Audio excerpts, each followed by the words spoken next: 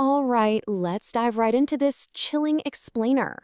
We're looking at a terrifying paranormal investigation inside an abandoned Italian abbey, known locally as the Devil's Church. Just imagine standing completely alone in a decaying, pitch-black sanctuary, totally surrounded by rumors of demonic activity. What would you do? Well, if you've ever wondered what actually happens when sacred ground is left to rot and darker forces are allegedly invited in, you are in exactly the right place. We're going to unpack a recent investigation documented by the team at the Paranormal Files alongside some local Italian investigators as they step into one of the most notoriously haunted and heavily vandalized locations in all of Italy. Now, what's really fascinating about this quote is how it instantly sets the stakes for the entire night. I only escaped from here. I was terrified. This wasn't said by some easily spooked amateur, right? This was the raw, paralyzing fear expressed by a seasoned local investigator, recalling a previous visit. It perfectly captures that pure dread they felt just stepping foot onto the property. It's an incredibly rare admission from a professional, and it immediately tells us this location carries a profoundly heavy, oppressive weight. Moving into our first section, the Devil's Church, from sacred to sinister. To really grasp this haunting, we've got to understand the physical reality of this beautiful but severely degraded structure. This brilliantly illustrates the stark, tragic contrast of the property. Originally, this was a sprawling Jesuit monastery, which later served as a rehabilitation center for people who were desperately in need of help. It was a true place of healing and light. But today, it's an abandoned ruin. It's covered in graffiti, heavily vandalized, and notoriously known for being a site of black masses. The investigators actually noted a really fascinating theory during their walkthrough. When a fiercely religious place is completely abandoned, that sudden void often becomes an open invitation for darker energies to just take over. It's like they take a symbol of profound good and literally flip it upside down. But despite all that darkness, the center of this complex features something absolutely breathtaking. Locally, it's known as the Blue Church due to its stunning, vibrant blue architecture, and it's remarkably well preserved compared to the rest of the decaying monastery. But that beauty is highly deceptive. The team described a heavy atmosphere of paralyzing anxiety that physically hit them right in the stomach the second they entered. In fact, the Italian investigators specifically mentioned that an anxiety like that takes the stomach. It's a visceral, physical reaction to a deeply unseen environment. Okay, Section 2, Desecration and Dark Magic, the Crypt's Secret. So the real crucial point in understanding the lore of this abbey lies directly beneath the floorboards. The investigators actually ventured down into the desecrated crypt, and what they found perfectly aligns with the local legends. The original graves of the people buried beneath the church had been forcefully broken open. Historically, human bones were stolen from these resting places and allegedly used in dark rituals right on the main altar upstairs. I mean, just think about the level of malicious intent required to literally break open a stone floor to steal human remains for a ritual. The local police eventually had to step in and confiscate the remaining bones just to stop the desecration. Yet, during this very investigation, as they walked among the broken gravestones, they discovered a leftover piece of bone, a coffin nail, which is known to be a highly powerful item in witchcraft, and remnants of a ritualistic setup complete with melted candle.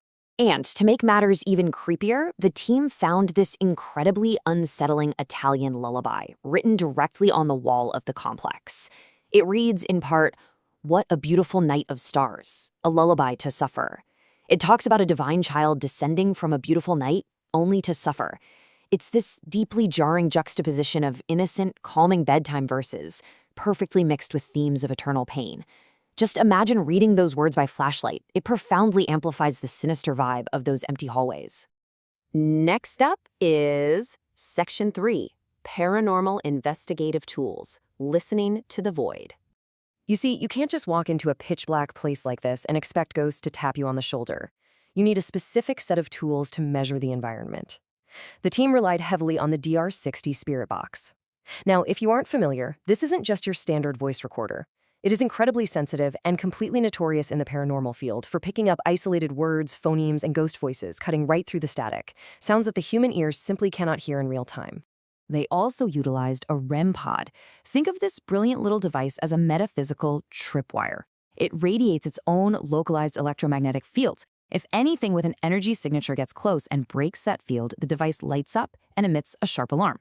The investigators strategically placed this device completely alone in the empty sacristy, which is the room where priests would historically prepare for Mass. They placed it completely alone, meaning if it goes off, something unseen absolutely had to have walked right past it. Using these tools alongside a single burning candle placed right in the center of the church, they systematically mapped out the unseen forces in the dark. Picture that for a second, just one small flickering flame illuminating a massive, desecrated abbey. The K2 meter tracked energy spikes, the dowsing rods provided physical responses to questions, and the Spirit Talker app acted as a digital dictionary for entities to select words. The whole setup was basically a comprehensive, multi-sensory trap built to capture any paranormal activity. Let's move to Section 4, Omens of Nature, the Insect's Warning. Now, here is an absolutely fascinating detail from this investigation that goes beyond just the electronic gadgets. It involves the physical omens of nature found inside the church. The investigators actively discuss this strange lore regarding the insects occupying the ruins, and it's genuinely intriguing. During previous visits, large aggressive hornets, or culebrone, had physically chased the investigators out of the corridors. They directly linked these hornets to the evil, negative entities haunting the space. Conversely, up on the first floor, there was a massive nest of bees. The team noted that bees are traditionally considered a sign of good, positive energy. So it really represented a strange protective balance playing out in the natural world right inside the crumbling walls of the monastery. Which brings us to Section 5, Voices in the Dark, the Evidence. The sensory experience in that room quickly became completely overwhelming for the team. First, they began hearing heavy thuds and phantom footsteps echoing from the pitch-black corridors right outside the church doors. Then, the Spirit Talker app specifically generated the word gelsomino, which translates to jasmine, and immediately the investigators smelled the distinct, sweet scent of flowers in this dusty, rotting room. Finally, as they asked questions, the K2 meter in their hands and that REM pod they left completely alone in the sacristy began to simultaneously illuminate and sound their alarms in the dark. With the environment intensely reacting all around them, the team pushed forward.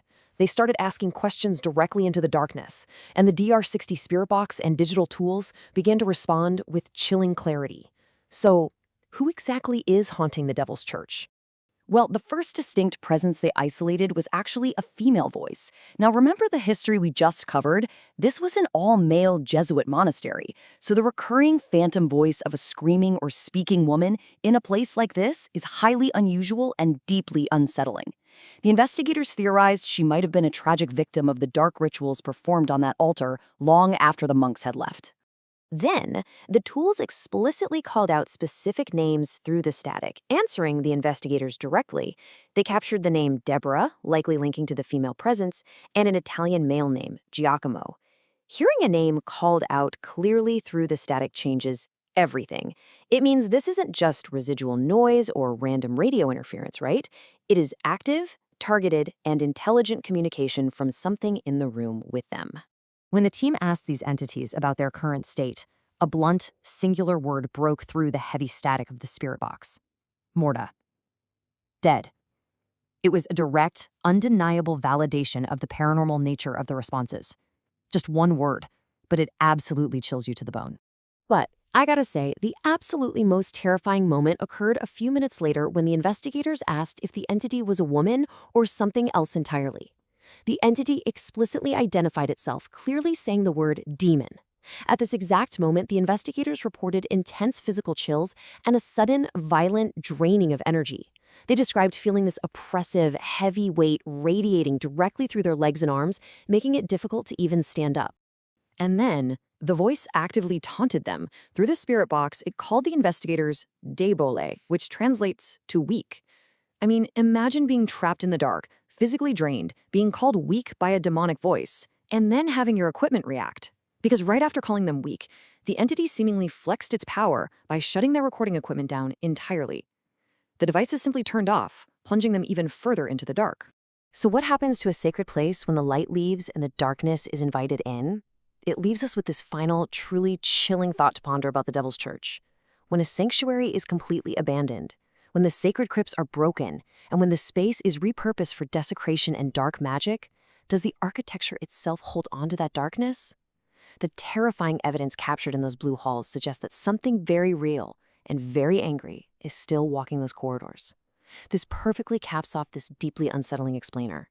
Thank you so much for diving into the unknown with us, and keep questioning what really lies in the dark.